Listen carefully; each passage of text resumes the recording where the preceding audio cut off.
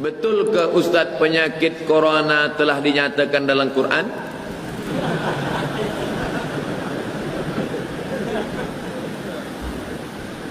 Dia tengok dalam FB dia, Corona Zamana Kazaba. Bukan Quran, itu Iqra. Corona datang pada masa banyak dusta, katanya. Bukan ayat Quran. Adapun yang pertama menyebut virus corona ini adalah ulama dari Yaman. Bukunya 5-10 tahun yang lalu. Al-Habib Masyhur Al-Adni, Abu Bakar Masyhur Al-Adni, dia sebut situ ada nama virus yang belum ada pada zaman sebelumnya. Tulis di situ humma al-corona. Humma demam, demam panas. Ko kaf waw ra waw non alif, corona. Tapi bukan Toyota. Corona. Dalam Quran tu. Macam mana Ustaz andai solat jemaah di sebelah orang mempunyai bau badan yang kuat, bau kurang pakaian, sebelah orang baca kuat sikit sehingga terasa terganggu kita solat. Man akala basalan, siapa yang makan bawang putih, bawang basal, bawang merah, sauman, bawang putih, fala yaqrabanna falyatazil musallana. Siapa yang makan bawang putih, siapa yang makan bawang merah, maka jangan dekat-dekat masjid kami, kata Nabi. Kenapa tak boleh dekat masjid? Innal malaikata tata'adza. Sesungguhnya malaikat terganggu dengan bau bawang itu. Bawang, kira-kira mana yang hebat, bawang petai ke? Oleh sebab itu maka kita diajarkan, laula an asyqa ala ummati, kalau tidak memberatkan pada umatku, la amartuhum bis-siwak. Aku suruh dia bersiwak inda kulli salah. Setiap hendak bersolat dia bersiwak. Makanya para habaib kita, para tuan guru kita, para syekh kita, sebelum dia jadi imam, saya tengok waktu Habib Umar datang ke Jakarta di Hotel Crown, solat subuh, saya tengok dia sebelum solat subuh, kata dia, sebelum angkat takbiratul ihram dia ambil siwak. Padahal gigi mereka bersih, tapi mereka nak ikut sunnah Rasulullah SAW, sawus sufu. Oleh sebab itu maka bersihkan mulut. Kami tanya badan, Ustaz jawab mulut pula. Sedangkan mulut yang kecil aja dijaga, apa lagi badan?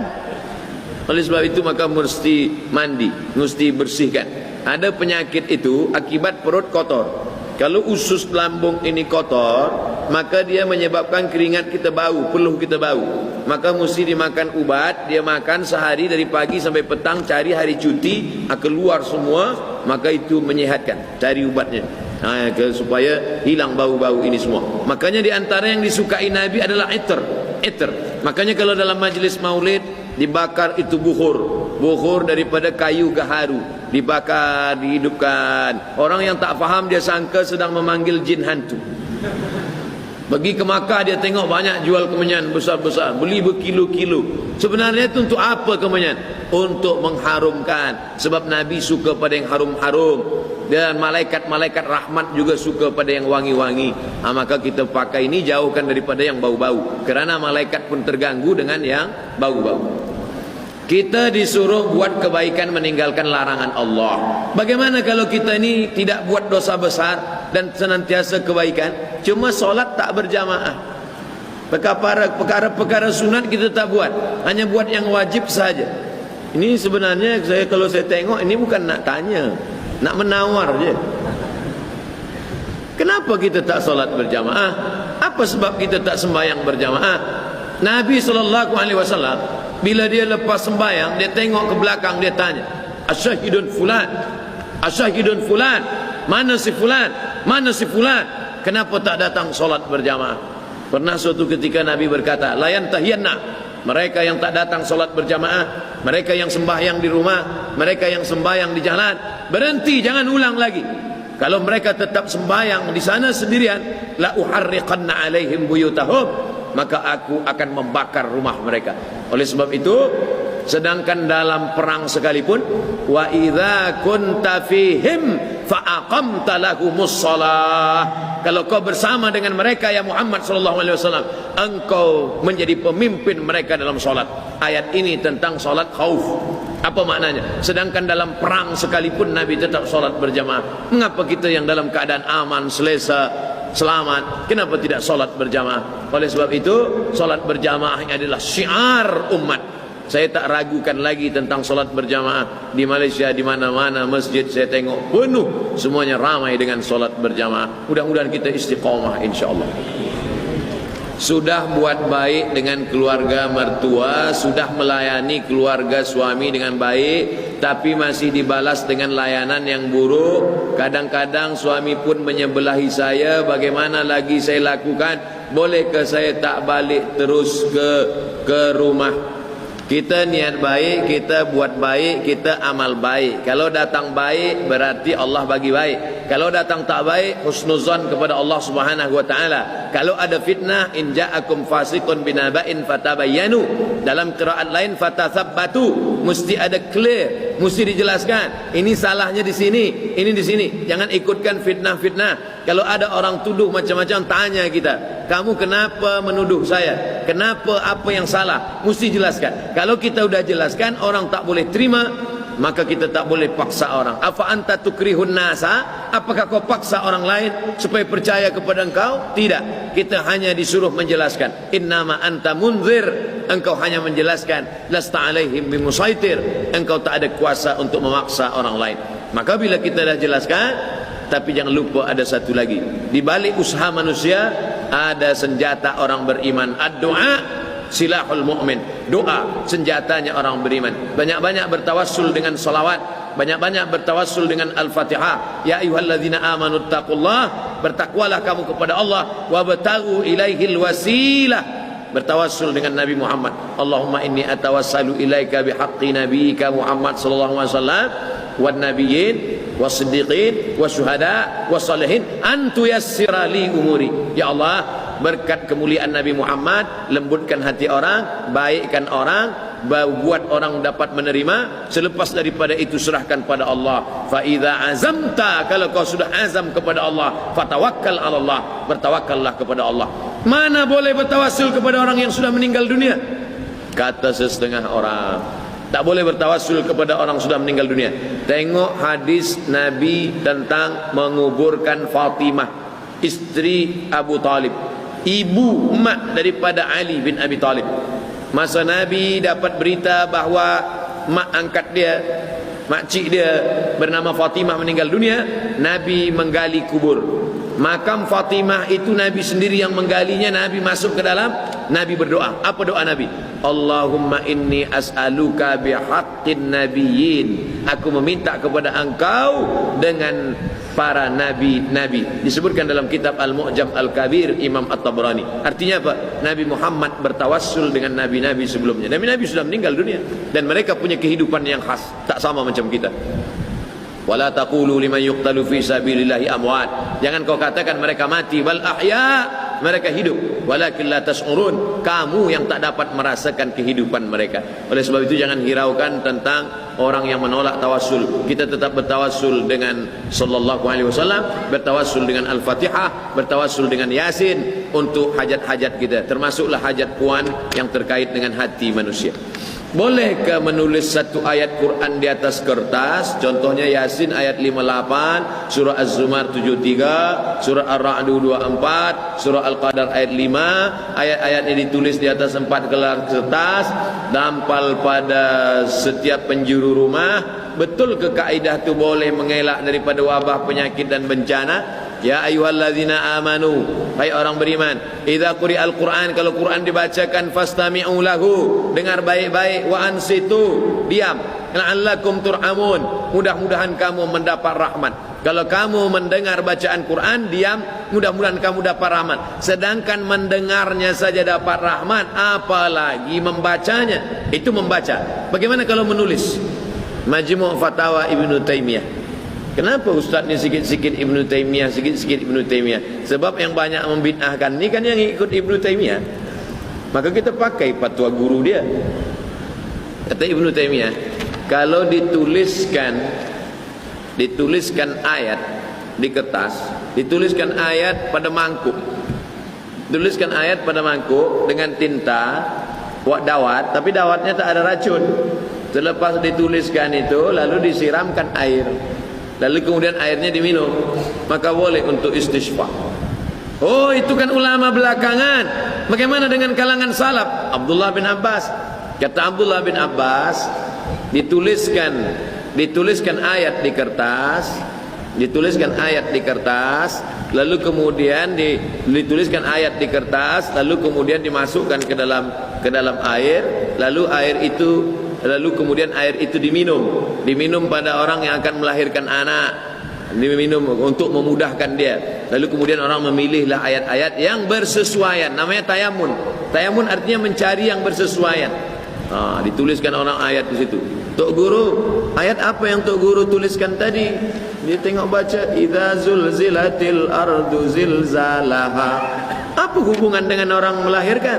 Wa akhrajatil ardu athqalaha.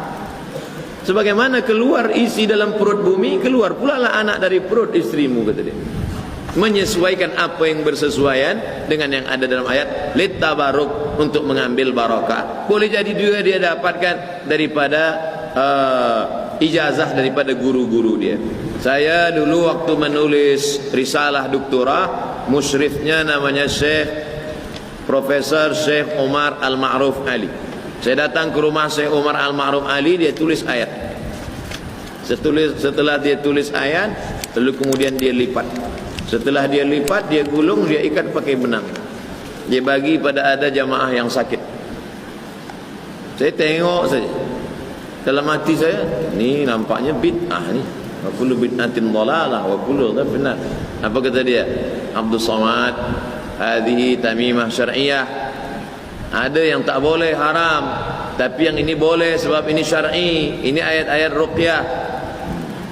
Mungkin dia tahu dalam hati saya nak salahkan dia. Ittaqu firasatal mu'min. Oleh sebab itu boleh. Cuma yang dikhawatirkan kalau dia buat gini nanti dipijak. Ini dikhawatirkan jangan sampai dipijak orang sebab dia letak dalam tanah, tak boleh, haram. Atau dia bawa ke dalam toilet, maka ini haram. Jadi sebalik. Maka sebagiannya lagi pula ada yang menulis huruf saja, dia tidak sambung untuk mengelakkan kalau bersambung dia khawatirkan akan. Kalau ingin dia buat, maka dia buat seperti yang dalam cawan, atau dia tuliskan kertas dimasukkan sebagai doa istisqa, atau yang dia bacakan kemudian dia hembuskan ke air.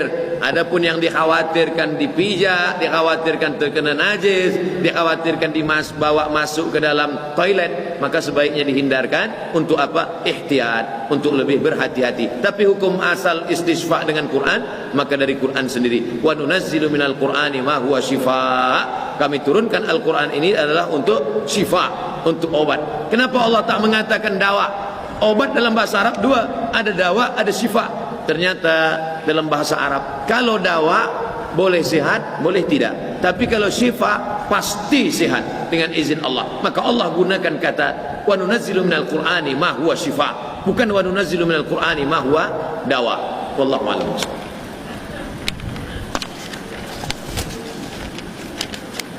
Mohon Al-Fadil mengumumkan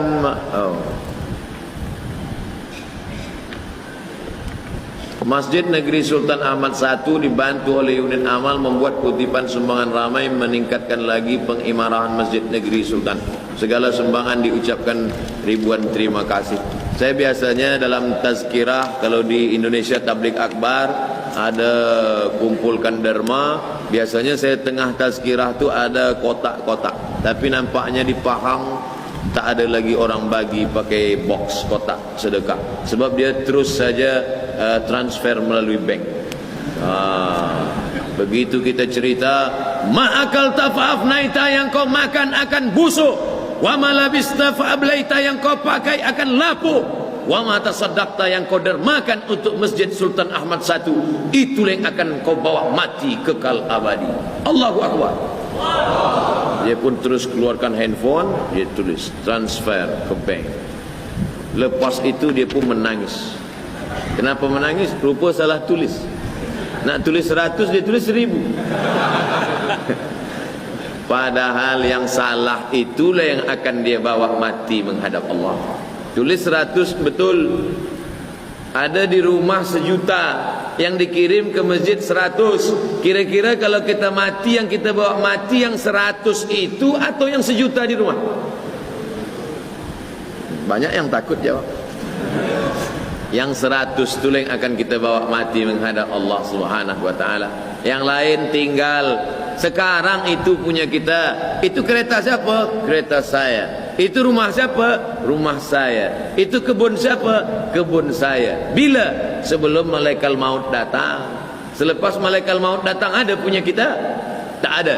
Semua dibagi kepada ahli waris. Habis.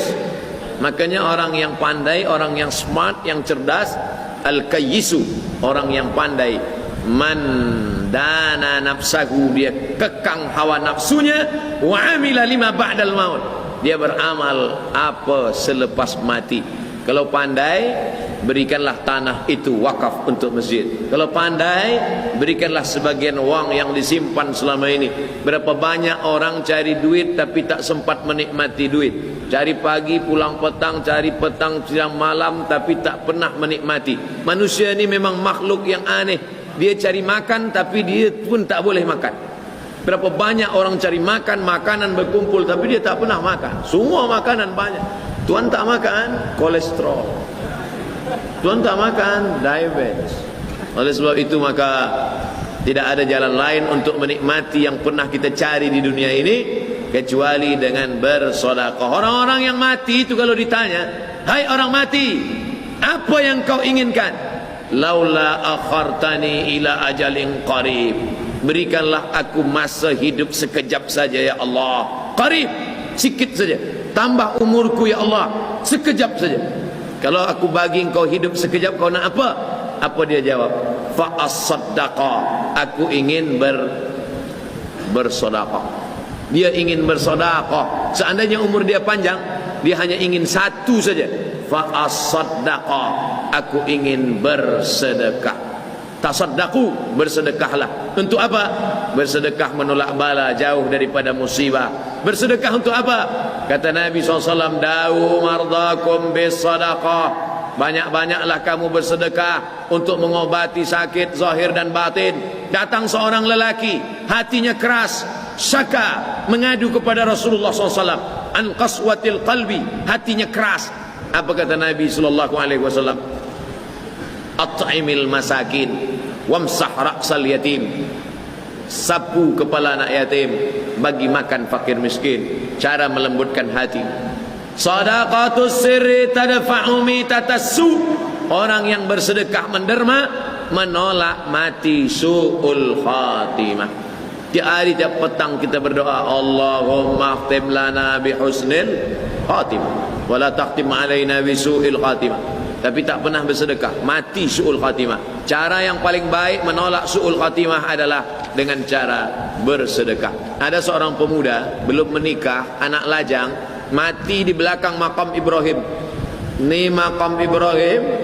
Selepas dia tawaf di belakang makam Ibrahim, sujud terakhir, pakaian ihram, lepas tawaf dalam Masjidil Haram, di tanah haram, dalam keadaan suci, berwudu di tempat yang mulia. Firman Allah, wattakhidhu min maqami Ibrahim musalla. Banyak orang heran, dia bukan ulama, dia bukan alim, dia manusia biasa, pemuda belia. Heran orang, datang ke rumah orang tuanya, bertanya kepada bundanya, bertanya kepada maknya, apa amalan anakmu? Kenapa dia diberikan Allah mati husnul khatimah di sujud terakhir? Aku pun tak tahu. Selepas seminggu, sepekan dia meninggal dunia, datanglah perempuan membawa anak-anak yatim. Seorang janda membawa anak yatim, bercerita, anak puan yang meninggal ini setiap bulan dia gaji, dia bagi 1/3 gajinya untuk anak yatim. Tapi tak ada orang tahu, Allah muliakan. Makanya nanti kalau puan mana tahu suami puan meninggal, lepas tu ada janda datang, itu tanda husnul khatimah. Tapi dengan makna dia bagi makan fakir miskin, dia bagi anak yatim. Suami kamulah yang selama ini menderma ke masjid, yang selalu memberikan. Dia tak pernah popular, orang tak tahu, tak ada di televisyen, tak ada di YouTube, Tapi kenapa malaikat selalu kam min masyhurin fil ardi walam yakun ma'rufan fis sama. Berapa banyak orang yang masyhur di bumi tapi tak dikenal malaikat di langit. Tapi berapa banyak orang yang di dunia tak dikenal, tapi tiap-tiap hari malaikat menengok catatan amalnya. Datang malaikat pagi naik ke atas ditengok dia. Datang malaikat malam menengok catatan amalnya dia. Sebab apa? Sebab masjid dia, sebab tanah wakaf dia, sebab sedekah dia. Tiap-tiap hari orang beramal, amalnya tetap mengalir. Tidak ada cara menyelamatkan harta kita selain satu jalan, yaitu dengan sedekah. Makanya ada 7 pintu: zakat, wakaf, infak, sedekah, wasiat, hibah, ghanimah. 7 jalan untuk pada ibadah harta. Ibadah badan banyak: zikir, solat, puasa, tawaf, sa'i, tahallul, menolong orang, jihad, berdarah, kena tombak, kena panah, baca Quran, solat, puasa. Ini semuanya ibadah badan. Tapi ibadah harta, zakat, wakaf, infak, sedekah, wasiat, hibah, ghanimah, ini sajalah pintu-pintunya. Dapat 7 pintu ni seperti sahabat Nabi dan tabi'in, alhamdulillah. Tak dapat 7 pintu, pilih salah satu dari pintu ini. Dan salah satu pintu masuk ke dalam surga ada namanya babus sedekah. Mudah-mudahan kita masuk dari pintu-pintu ini insya-Allah. Amin ya rabbal alamin. Itulah yang boleh disampaikan oleh Al-Faqir Abdul Somad pada malam ini. 30 minit soal jawab, 90 minit tazkirah beserta saya jawab. Mudah-mudahan 90 minit ini menjadi bekal kita menghadap Allah Subhanahu wa taala di majlis yang mulia, majlis yang dihadiri oleh para malaikat. Mari kita sama berdoa kepada Allah. Astaghfirullahalazim, astaghfirullahalazim, astaghfirullahalazim alladzi la ilaha illa huwal hayyul qayyum wa atubu ilaih. Ala hadhihi niyyah wa kulli niyatin salihah. Al-Fatihah. Salamullah ala Taha Rasulillah.